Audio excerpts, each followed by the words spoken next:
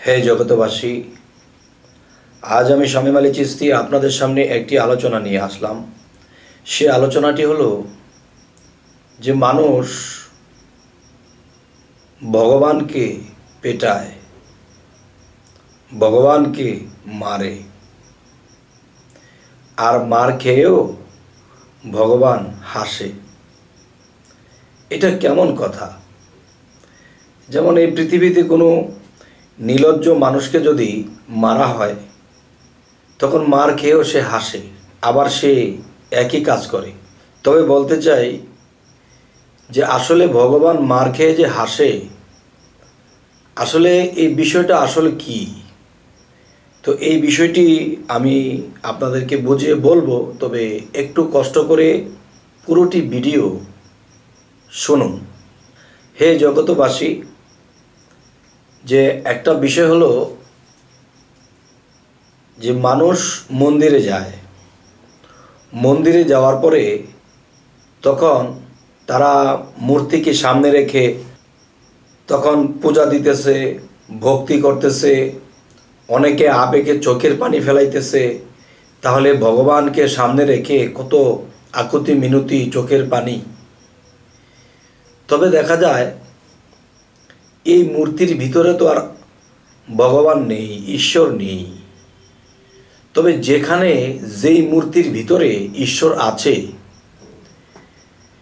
সেই মূর্তিকে যদি কেউ অবহেলা করে এবং যদি কেউ একে অপদস্থ করে, মারধর করে, তাহলে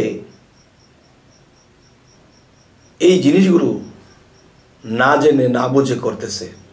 হে জগতবাসী, আরও একটি বিষয় আমি বোঝাতে চাচ্ছি, সেটি হলো যে ভগবান ঈশ্বরের একটি বাণীতে কথা আছে যে আমি সাধুর হৃদয়ে বাস করি, আমি বৈষ্ণবের হৃদয়ে বাস করি, আমি আমার ভক্তের হৃদয়ে বাস করি, আমার প্রেমিকের হৃদয়ে আমি বাস করি। তাহলে আপনি মনে করেন আপনার হৃদয়ে যদি আল্লাহ বাস করে, আপনার কালবে যদি আল্লাহ বাস করে, হৃদয়েরই আরেক নাম হলো কাল্ব। তবে সেই হৃদয়ে যদি ভগবান বাস করে, তাহলে সেই হৃদয়বান ব্যক্তিকে যদি কেউ আঘাত করে, এটাও কিন্তু ভগবান পেয়ে গেল। একে যদি কেউ ভক্তি করে সালাম করে, সেটাও কিন্তু ভগবান পেয়ে গেল। আবার তাকে যদি মারধর করে, রক্তাক্ত করে, এটাও কিন্তু ভগবান পেয়ে গেল। তবে এই সমাজে, এই পৃথিবীতে দেখা যায় একদল লোক মন্দিরে গিয়েছে, মন্দিরে গিয়ে কৃষ্ণকে মালা পরাইছে, রাধার গলায় মালা পরাইছে, এরপরে তারা খুব কান্নাকাটি করছে, অনেক ভক্তি করছে। কিন্তু এই যে কৃষ্ণ আর এই যে রাধা, এদের হৃদয়ে কিন্তু, এই যে মাটি দিয়ে বানানো হয়েছে, এদের হৃদয়ে কিন্তু ভগবান নেই। কার হৃদয়ে ভগবান বসত করে? সাধু, গুরু, বৈষ্ণব, এরকম মানুষের হৃদয়ে ভগবান বাস করে। তখন দেখা গেল কি যে এই লোকটি এখান থেকে পূজা করে, এখান থেকে সেবা ভক্তি করে, তখন সে যখন বাহিরে গেল, বাহিরে যাওয়ার পরে একজন সাধু পুরুষ, তার শরীরের কাপড় ঠিক নেই, খেতে পায় না, কেমন ময়লা, তখন তার কাছে দিয়ে যখন হেঁটে যাচ্ছে, তখন তাকে ধাক্কা মেরে ফেলে দিয়েছে। তিনি তো রাস্তার মধ্যে চিটিং পাটিং পরে তার তোর শরীরে রক্ত বের হয়ে গেছে। তখন সে সাধু তার দিকে তাকিয়ে বলে, হাত দুটো উঁচু করে বসে আছে, তাকে কিছু বলে না। কারণ সাধুর হৃদয়ে যে ভগবান আছে, আর সেই ভগবান তো জানে সে একটু আগে আমাকে মন্দিরে গিয়ে আমাকে পূজা করেছে, আমাকে ভক্তি করেছে, সে তো আমাকে অনেক ভালোবাসে, আর আমি যে সে তো এটা বোঝে নাই। তখন তার দিকে তাকিয়ে থাকে। তাহলে সে সেখানে পূজা ভক্তি কাকে করলো, আর এখানে কাকে ধাক্কা মেরে ফেলে দিল, কাকে পিটালো এবং কার গায়ে দিয়ে রক্ত প্রবাহিত করলো। হে জগতবাসী, আমি একটি জায়গাতে বলেছি, হিন্দু বৌদ্ধ খ্রিস্টান আমি মুসলমান, এই মানব স্রোত জন্ম নেয়া দেখি সকলই সমান। এই গীতা শাস্ত্রয় আর ত্রিপিটক বাইবেলেতে পাই, কোরআনের বাইরে কিছু নাই, করে দেখো প্রমাণ। যেই সত্যতে মঈনুদ্দিন আর আসছে বড় পীরে, কোন সত্যতে লোকনাথ বাবা হইছে বিরাজমান। এবার ঠিক করতে হবে ঈমান। আসলে ধর্ম যার তার, আল্লাহ কিন্তু সবার। ধর্ম যার তার, ঈশ্বর কিন্তু সবার। তবে এই কথাগুলো আমি ইউটিউবে বলি বারবার, কিন্তু মানুষের যে কারবার, তারা তো এই কথাটা অন্তরে নেয় না আবার।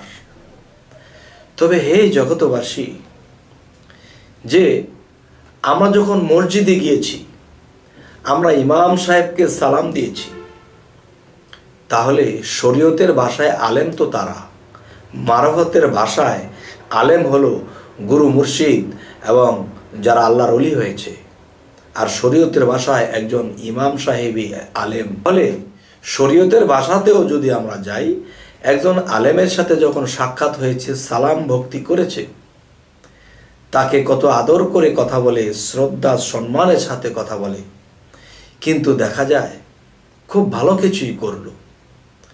তো এখন দেখা যায় যে বাহিরে বের হয়েছে, বের হয়ে কিছু মানুষকে অপদস্থ করলো, কিছু বাচ্চাদেরকে চর থাপ্পড় দিল। কেন বাবা? এই বাচ্চাদের মধ্যে আল্লাহ বিরাজমান, ভগবান বিরাজমান। হে জগতবাসী, আজকে আপনাদের সামনে যে আলোচনাটি তুলে ধরলাম, এই আলোচনাগুলোর জন্য হিন্দু বৌদ্ধ খ্রিস্টানের বিষয় নয়। এখানে মূল বিষয় হবে যে আসলে নিজের ধর্মটা যে সঠিকভাবে বোঝে, তবে সে সকল ধর্মকেই বোঝে। আর নিজের ধর্মকে যে না বোঝে, তো অন্য ধর্মের ত্রুটি খোঁজে। তবে হে জগতবাসী, আমি যেটা বোঝাতে চাচ্ছি, যে আমরা যে দেখি হিন্দুদের আমরা বলি শরীয়ত, আর হিন্দুদের বলে স্থল। যেমন স্থল প্রবর্ত সাধক সিদ্ধি, স্থলের লোকগুলাই শরীয়তের লোক। এরা গিয়ে রাধাকে কৃষ্ণকে খুব পূজা ভক্তি দিল, খুব কান্নাকাটি করলো, বাহিরে গিয়ে এক সাধুকে পিটালো। তাহলে মৃত্যু যেই মূর্তির কোনো প্রাণ নেই, এই প্রাণহীনকে কি করলো? সেবা ভক্তি করলো। আর যার মধ্যে প্রাণ আছে, আর আল্লাহ বা ভগবান ঈশ্বর বলেছে আমি প্রাণেই তো মিশে থাকি, তখন সেই সাধুর প্রাণে মিশে আছে সেই ঈশ্বর, সেই ভগবান। তখন দেখা গেল কি, সেই সাধুকে এই মন্দির থেকে বের হয়ে করলো অপমান। তবে মন্দিরে করলো গুণগান, আর বাহিরে জীবিত ঈশ্বরকে করলো অপমান। হে মুসলমান, হে হিন্দুস্তান, হে খ্রিস্টান, আজকের কথাগুলো শুধু আমার ধর্মের জন্য নয়, এই কথাগুলো সকল ধর্মের বিষয়। এবার আমি ইসলাম ধর্মে একটু আসব। সেটি হলো যে আমরা যখন মসজিদে ইবাদত করি শরীয়তের, তাহলে সকলের প্রতি আমার সালাম শ্রদ্ধা রাখতে হবে, এবং বাহিরে বের হয়েও আমাকে সালাম শ্রদ্ধা বজায় রাখতে হবে। এবং দেখা গেছে যে মন্দির থেকে যারা বের হয়ে গেল, তারা নিজেরা বানালো, এটাকে ভক্তি করলো। কাকে ভক্তি করছে? সেই আসল শ্রীকৃষ্ণকে ভেবে এটাকে করেছে। তাহলে তাকে ভেবে এটাকে মালা পরাইছে, ভক্তি করছে। কিন্তু আসল যিনি ভগবান, যিনি ঈশ্বর, তিনি সাধুর মধ্যে বিরাজমান হয়ে আছে, তাকে চিনল না, তাকে মানলো। এ হলো শরীয়ত। তো আমাদের ইসলাম ধর্মে বা মুসলমান ধর্মে যদি আসি, তাহলে দেখা যায় কি, আল্লাহ কি বলেছে, আমি আমার ওলিদের মধ্যে মিশে আছি, আমি আমার আউলিয়াদের মধ্যে মিশে আছি। আর আল্লাহ বলছে আউলিয়ারা আমার বন্ধু, বন্ধুদের কোনো ভয় নেই, তারা কখনো চিন্তিত হবে না, আল্লাহ কোরআনে বলেছেন। তাহলে দেখা গেছে যে একজন মানুষ আল্লাহর ইবাদত করতেছে, আল্লাহর কাছে হাত তুলে কাঁদতেছে, সেই ব্যক্তিটি গিয়ে কোনো আল্লাহর ওলির গীবত করেছে, কোনো আল্লাহর ওলিকে অনাদর করেছে, থাপ্পড় মেরেছে, তাকে ধাক্কা মেরে ফেলে দিয়েছে, তখন আল্লাহ বলবে তুমি তোমার ঘরে বসে মসজিদে বসে তুমি আমার কাছে মনোজাত করে করে কেঁদেছ, আমার ইবাদত করেছ, আমাকে সন্তুষ্ট করেছ, কিন্তু রাস্তার মধ্যে একজন আউলিয়াকে যখন তুমি ধাক্কা মেরেছ, তাকে যখন অপবাদ করেছ, তখন কিন্তু আমি সেই আউলিয়ার মধ্যে ছিলাম। তো এখানে তুমি কার জন্য মসজিদে বসে কেঁদেছিলে, ঘরে বসে আমার জন্য কেঁদেছিলে, আর রাস্তার মধ্যে গিয়ে তুমি কাকে থাপ্পড় মেরেছিলে, কাকে ধাক্কা মেরে ফেলে দিয়েছিলে? তবে আমার এই আজকের আলোচনাটি যা বোঝাতে চাইলাম, যে প্রকাশ্যে মানব ছবি গুপ্ত নিরঞ্জন কিন্তু কার মধ্যে বসত করে? ওলি আউলিয়া মুর্শিদের মাধ্যমে। এবং হিন্দু শাস্ত্রে যদি যাই, তাহলে সাধু গুরু বৈষ্ণবের মধ্যে ঈশ্বর ভগবান সেখানে বিলীন হয়ে আছে। তাদেরকে যদি কোনো আঘাত করে, এটা ভগবান ঈশ্বর পেয়ে যায়। কোনো ওলিয়া উলিয়াকে আঘাত করা হয়, তাহলে এটা আল্লাহকেই করা হয়। তবে আজকের আলোচনায় যদি আমরা বুঝতে পারি যে এক দরজা দিয়ে ঢুকেছি, এখানে গিয়ে আমি আমার আল্লাহকে খুব ইবাদত করেছি, তাকে ডেকেছি, চোখের পানি ফেলেছি, আর এক দরজা দিয়ে বের হয়ে গিয়ে আমি আল্লাহকেই অপমান অপদস্থ করতেছি। এটা কেন করতেছি? না বোঝার কারণে। হে জগতবাসী, যদি আজকে আমার এই কথাতে আপনাদের বুঝ হয়ে থাকে তাহলে আলহামদুলিল্লাহ, আর যদি না বুঝে থাকেন তবে টেনে টেনে আরও কয়েকবার দেখেন। এরপরে যদি ভালো লাগে আমাদের এই চ্যানেলটিকে সাবস্ক্রাইব করে রাখুন, পরবর্তী আলোচনা যেন আপনার কাছে পৌঁছে যায়।